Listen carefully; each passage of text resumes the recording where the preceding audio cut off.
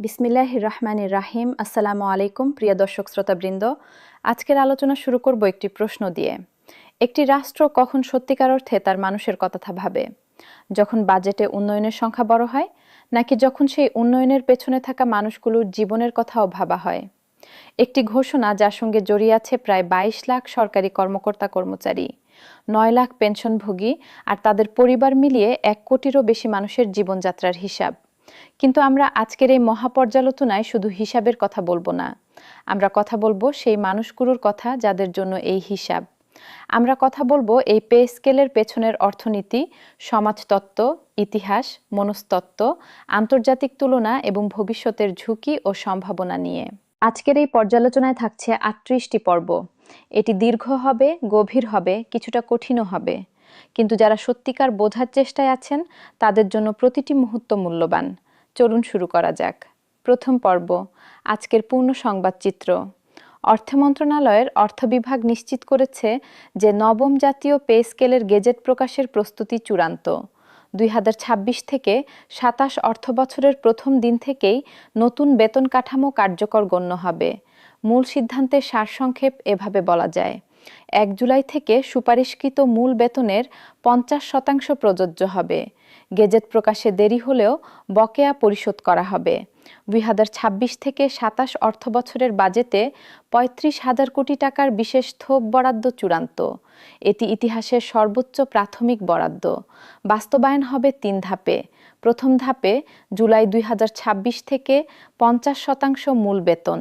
দ্বিতীয় ধাপে ২০২৭ থেকে ২৮ অর্থবছরে বাকি ৫০%। তৃতীয় ধাপে ২০২৮ থেকে ২৯ অর্থবছরে ভাতাসহ পূর্ণ বাস্তবায়ন। এই ঘোষণার ভেতরে যতটা আশা আছে ততটাই প্রশ্ন আছে। আজকের আলোচনায় আমরা সেই আশা ও প্রশ্ন দুটোকেই সমান গুরুত্বে দেখব। দ্বিতীয় পর্ব, ১১ বছরের ক্ষত কিভাবে তৈরি হলো ২০১৫ সালের জুলাই। অষ্টম পে স্কেল ঘোষণার আনন্দ তখনও বাতাসে, কিন্তু সেই আনন্দের নিচে চাপা পড়েছিল একটা অস্বস্তি। অনেক কর্মচারী তখন বুঝতে পারছিলেন ঢাকার ক্রমবর্ধমান বাসা ভাড়া, বাজারের দাম, সন্তানের পড়ালেখার খরচ, এই সব কিছুর বিপরীতে নতুন বেতন কতদিন চলবে। ২০১৬ থেকে ২০১৯ নিত্য প্রয়োজনীয় জিনিসের দাম ধীরে ধীরে বাড়তে থাকে, বিশেষত শহরে বাসা ভাড়া। যে বাসায় ২০১৫ সালে ৮,০০০ টাকা ভাড়া ছিল, ২০১৯ সালে সেখানে ১২ থেকে ১৫,০০০ টাকা হয়ে গেছে, কিন্তু বেতন একই। ২০২০ করোনা মহামারীর আঘাত, লকডাউন, অনিশ্চয়তা, অর্থনৈতিক স্থবিরতা। এই মুহূর্তে পে স্কেলের দাবি তুলতে গেলে অসময়ে চাইছেন বলা হয়। কর্মচারীরা চুপ করে থাকেন, কিন্তু তাদের ঘরের হিসাব আরও কঠিন হয়ে যায়। ২০২১ থেকে ২০২২ করোনার পর ধীরে ধীরে অর্থনীতি সচল হয়, কিন্তু সঙ্গে আসে মূল্যস্ফীতির নতুন ঢেউ। জ্বালানির দাম বৈশ্বিকভাবে বাড়ে, বাংলাদেশে এর প্রভাব পড়ে। বিদ্যুৎ, গ্যাস, পরিবহন সবকিছুর খরচ বাড়ে। ২০২২ থেকে ২০২৩ বৈদেশিক মুদ্রার রিজার্ভের চাপ, ডলারের বিপরীতে টাকার অবমূল্যায়ন, আমদানি পণ্যের দাম বাড়ে, আন্তর্জাতিক মুদ্রা তহবিলের সঙ্গে ঋণ চুক্তি। এই পরিস্থিতিতে বড় ব্যয়ের সিদ্ধান্ত নেওয়া কঠিন। পে স্কেলের ফাইল আবার পেছনে পড়ে। ২০২৪ থেকে ২০২৫ রাজনৈতিক পট পরিবর্তন, নতুন সরকার, নতুন প্রতিশ্রুতি। কর্মচারীদের প্রত্যাশা আবার উঁচুতে ওঠে। বিভিন্ন কর্মচারী সংগঠনের আন্দোলন জোরালো হয়। ২০২৬ ঘোষণা আসে। এই সময়রেখার প্রতিটি বছর গণনা করলে দেখা যায় ১১ বছরে একজন কর্মচারীর প্রকৃত ক্রয় ক্ষমতা কতটা ক্ষয় পেয়েছে। এটা শুধু একটি অর্থনৈতিক বিষয় নয়, এটা ১১টি বছর ধরে প্রতিটি পরিবারের ছোট ছোট ত্যাগের সমষ্টি। তৃতীয় পর্ব, মূল্যস্ফীতির অদৃশ্য ডাকাতি। মূল্যস্ফীতিকে অর্থনীতিবিদরা কখনো কখনো অদৃশ্যকর বলেন। কারণটা সহজ, সরকার কখনো আপনার পকেটে হাত দিয়ে সরাসরি টাকা নেয় না, কিন্তু আপনার টাকার মূল্য ধীরে ধীরে কমে যায়। একটা উদাহরণ দিয়ে বোঝা যাক। ধরুন ২০১৫ সালে আপনার মাসিক বাজার খরচ ছিল ১০,০০০ টাকা। যদি গড় মূল্যস্ফীতি ধরা হয় বার্ষিক ৭%, তাহলে ১০,০০০-এর সেই বাজার ২০২০ সালে করতে লাগবে প্রায় ১৪,০০০ টাকা, আর ২০২৬ সালে লাগবে প্রায় ২০,০০০ টাকার কাছাকাছি। অর্থাৎ বেতন যদি 2015 সালে 40,000 টাকা হয়ে 2026 সালেও 40,000ই থাকে, সংখ্যাটা একই, কিন্তু ক্রয় ক্ষমতা প্রায় অর্ধেকে নেমে এসেছে। এই মূল্যস্ফীতির ডাকাতি প্রতিদিন হয়, চুপচাপ হয়, কেউ দেখতে পায় না, কিন্তু মাস শেষে বাজারের থলি হাতে ঘরে ফেরার সময় সেটা বোঝা যায়। নবম পে স্কেলের সবচেয়ে বড় কাজ হলো এই ক্ষতিটা একটু পুষিয়ে দেওয়া। কিন্তু একটা গুরুত্বপূর্ণ প্রশ্ন, যদি পে স্কেল বাস্তবায়নের সময় আবার মূল্যস্ফীতি বাড়ে, তাহলে কি আবার একই গল্প শুরু হবে? চতুর্থ পর্ব, 5টি মানুষের 5টি জীবন। পরিসংখ্যান মানুষকে বিমূর্ত করে দেয়, তাই আজ 5টি ভিন্ন প্রেক্ষাপটের মানুষের কথা বলবো। এরা কোনো বিশেষ ব্যক্তি নন, এরা লাখো মানুষের প্রতিনিধিত্বমূলক ছবি। প্রথম জীবন, ঢাকার একজন মধ্যবর্তী কর্মচারী, 15 বছরের চাকরি জীবন, মিরপুরে 2 কক্ষের বাসা, স্ত্রী, 2 সন্তান, মূল বেতন 22,000 টাকা, ভাতাসহ মোট 40,000, বাসা ভাড়া 12,000, বাজার 15,000, সন্তানদের পড়ালেখা 5,000, যাতায়াত 2,000, বিদ্যুৎ গ্যাস পানি 3,000, মোট 37,000, বাকি 3,000। 3,000 টাকায় বছর চলে, কোনো সঞ্চয় নেই। মেয়ের অসুখ হলে ধার করেন। ঈদে সন্তানকে নতুন জামা দিতে পারেন না প্রতিবার। স্ত্রী কখনো অভিযোগ করেন না। তবু তার চোখের কোণে যে ক্লান্তি থাকে সেটা বুঝতে কষ্ট হয় না। দ্বিতীয় জীবন, গ্রামের একজন প্রাথমিক বিদ্যালয়ের শিক্ষক, নেত্রকোনার প্রত্যন্ত একটি ইউনিয়নে 25 বছর ধরে শিশুদের পড়াচ্ছেন। মূল বেতন 12 থেকে 15,000।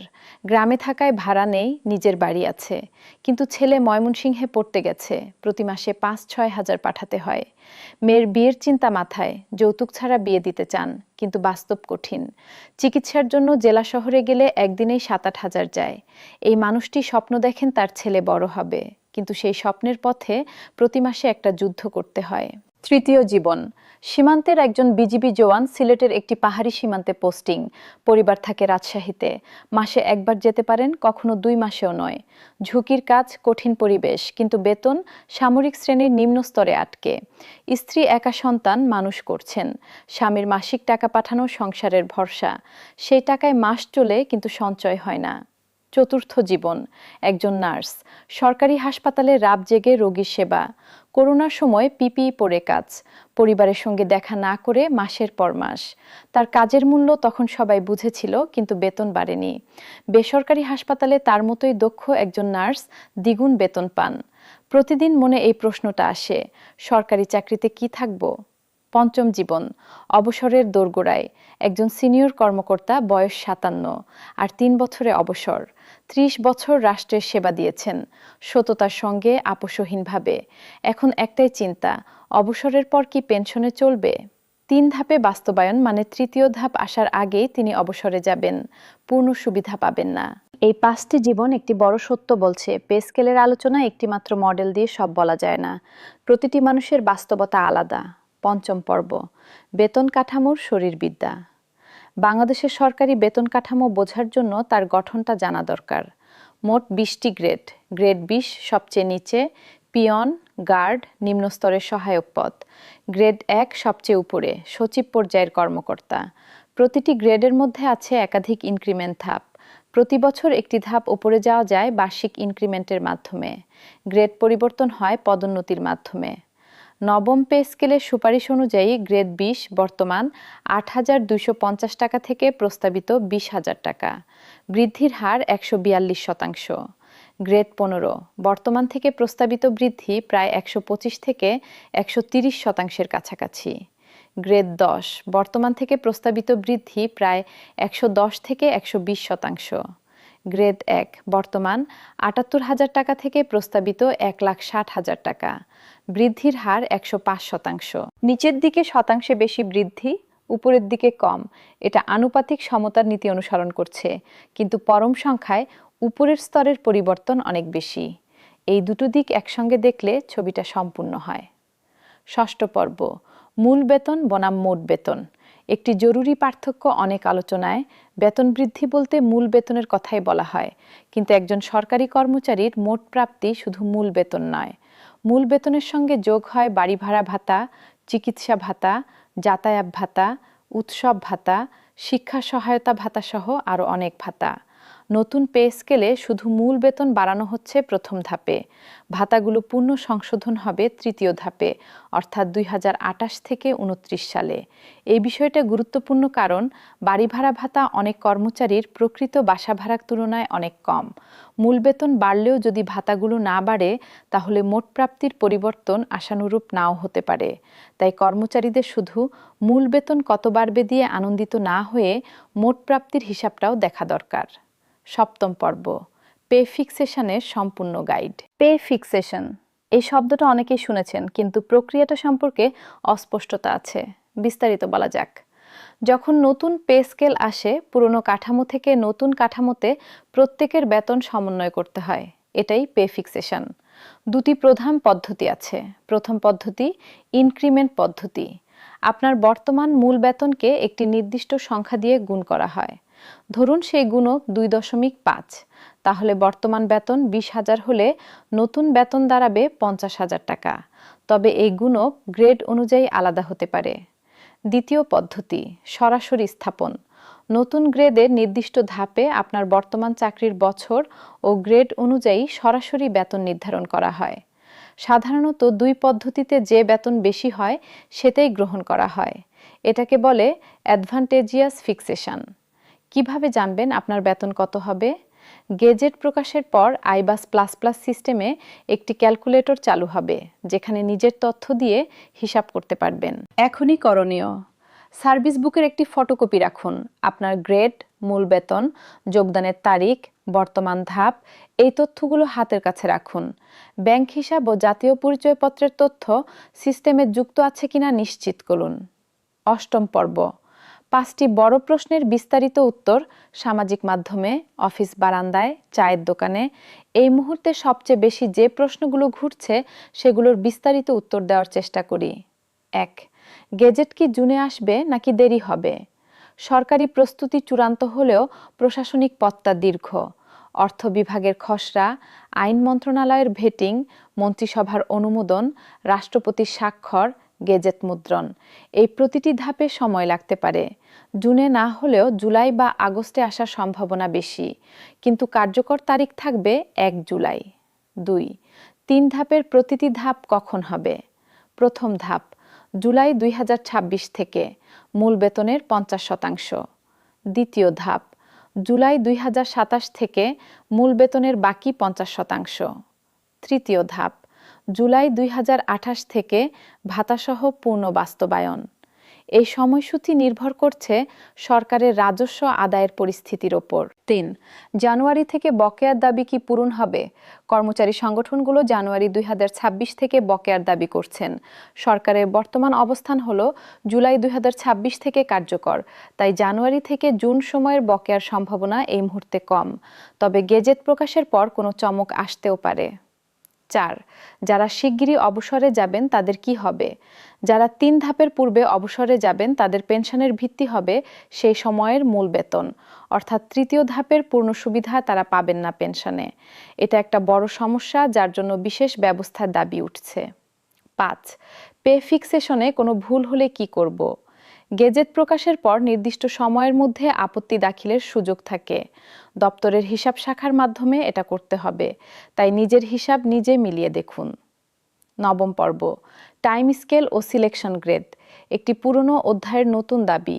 বাংলাদেশের পে স্কেলের ইতিহাসে একটা সময় ছিল যখন কর্মচারীরা পদোন্নতি না পেলেও নির্দিষ্ট বছরের পর স্বয়ংক্রিয়ভাবে উচ্চতর বেতন ধাপে যেতেন। এটাকে বলা হতো টাইম স্কেল। আবার বিশেষ মানদণ্ড পূরণ করে একটি উচ্চতর বেতন গ্রেডে যাওয়ার সুযোগকে বলা হতো সিলেকশন গ্রেড। এই সুবিধাগুলো 8ম পে স্কেল থেকে বাতিল করা হয়। তার যুক্তি ছিল স্বয়ংক্রিয় ধাপ বৃদ্ধি কার্যকারিতার সঙ্গে সংযুক্ত নয়, কিন্তু বাস্তব সমস্যা হলো পদোন্নতির সুযোগ সীমিত। বাংলাদেশের প্রশাসনিক পিরামিড উপরের দিকে সংকুচিত, নিচের দিকে অনেক পদ, উপরে অল্প, ফলে যোগ্য হলেও পদোন্নতি পাওয়া কঠিন।